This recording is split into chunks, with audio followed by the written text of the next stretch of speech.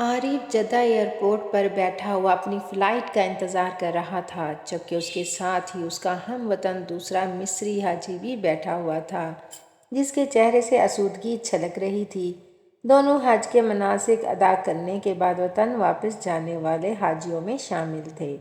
अचानक आरिफ के साथ बैठे हाजी ने एक लंबी सी सांस ली और अपना तारुफ कराया। मैं बिजनेसमैन हूँ और अल्हम्दुलिल्लाह ये मेरा 10वां हज है। अल्लाह पाक का मेरे ऊपर बड़ा फजल है और मैं समझता हूँ कि हर हज के बाद मुझे रब के ज़्यादा करीब होने का मौका मिलता है।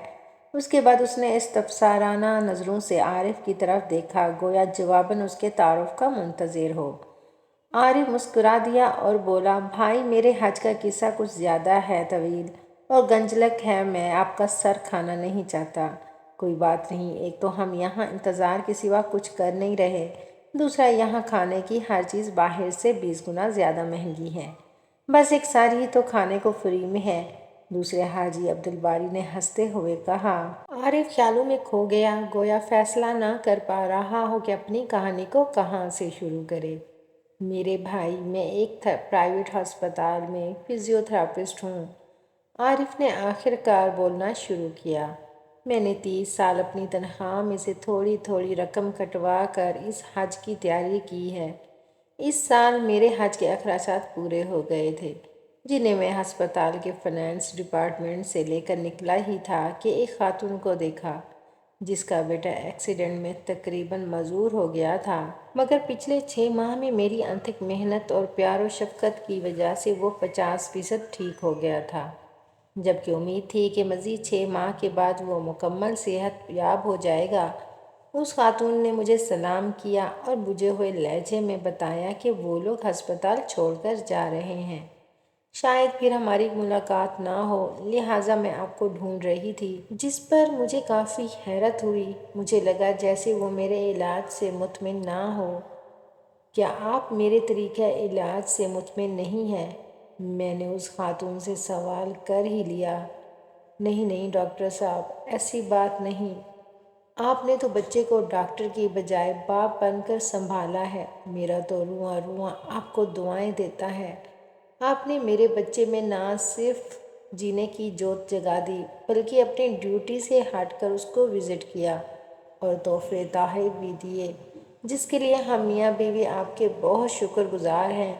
फिर आप अस्पताल छोड़कर क्यों जा रही हैं? मैंने हैरानी से पूछा, मगर वो मेरी बात का जवाब दिए बगैर मरीज के कमरे की तरफ चल दी। मैं सीधा एडमिन ऑफिस की तरफ गया और बच्चे का कमरा नंबर बताकर पूछा कि ये लोग अस्पताल क्यों छोड़ रहे हैं। वो छोड़ नहीं रहे, बल्कि उनको कमरा खाली करने का नोटिस दिया गया है।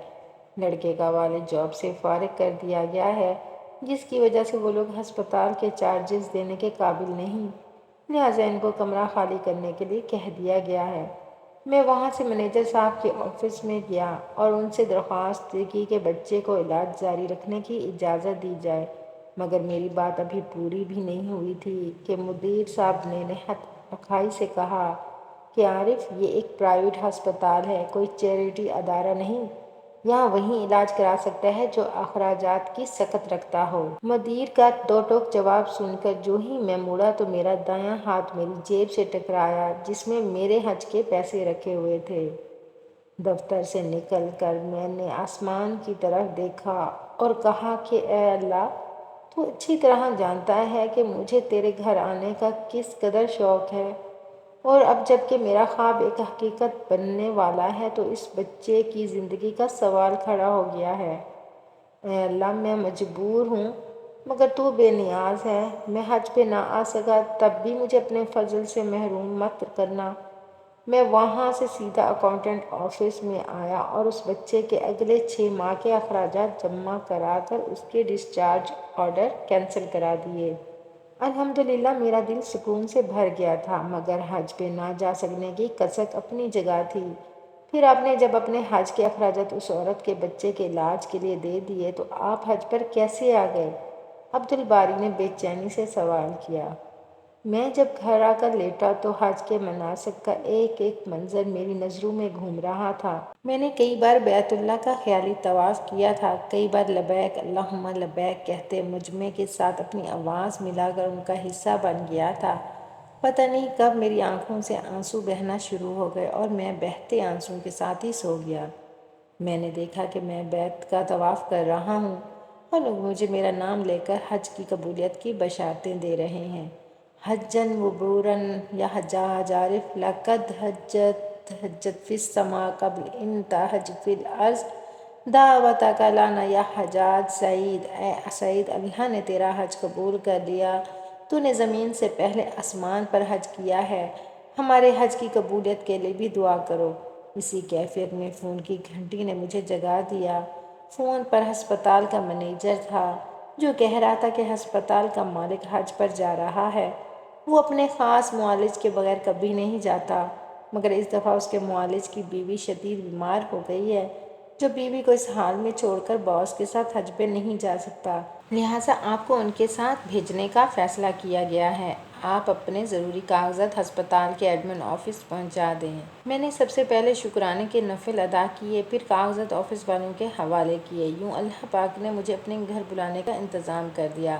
حج کے بعد ہسپتال کے مالک نے مجھے میری خدمات کا معاوضہ دینا چاہا تو میرے آنسو نکل پڑے اور میں نے اس کو بتایا کہ اس نے مجھے حج کرا کر مجھ پر اتنا بڑا احسان کیا ہے کہ مجھے اپنا خادم بنا لیا ہے۔ لہٰذا میں نے جو بھی اس کی خدمت کی ہے وہ اس کے احسان کے مقابلے میں کچھ نہیں ہے، لہٰذا وہ معاوضے کی بات کر کے مجھے گناہ گار نہ کرے۔ پھر میں نے اس کو سارا واقعہ تفصیل کے ساتھ سنایا، جس پر اس نے فون کر کے اس بچے کے مکمل علاج تک اسے ہسپتال میں بلا معاوضہ رکھنے کے احکامات جاری کر دیے۔ اس خاتون کے شوہر کو اپنی ایک فیکٹری میں سپروائزر کی پوسٹ پر رکھ لیا اور ہسپتال انتظامیہ کو میرے سارے پیسے مجھے واپس کرنے کے لیے کہہ دیا۔ یوں اللہ پاک نے مجھے فری میں حج کرا دیا۔